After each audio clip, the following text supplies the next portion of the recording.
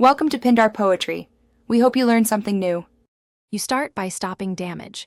Immediately disable new invites and reset all invite links so attackers can't rejoin. Next, revoke any elevated roles from suspicious accounts.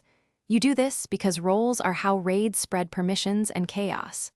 Once done, lock the most targeted channels by turning send messages off for everyone and making them read-only for non-mods.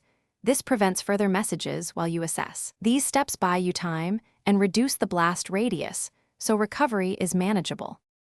Now you pivot to finding who did it.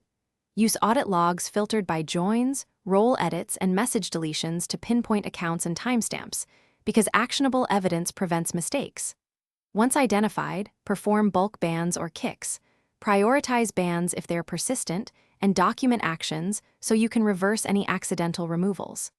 Finally, automate future defense by configuring moderation bots with join thresholds and spam filters, and require two-factor authentication for moderators to stop compromised mod accounts from repeating the attack.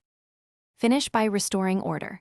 Recover channels from backups or pinned summaries and reassign roles only to trusted, verified members, since sloppy restores reintroduce risk. Then harden server settings, raise verification level, require 2 FA for staff, switch to invite-only with a whitelist, and apply channel slow mode to reduce future attack surface.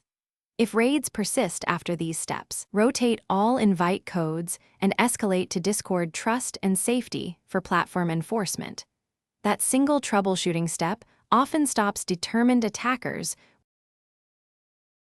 Thanks for watching. Consider subscribing if we helped you.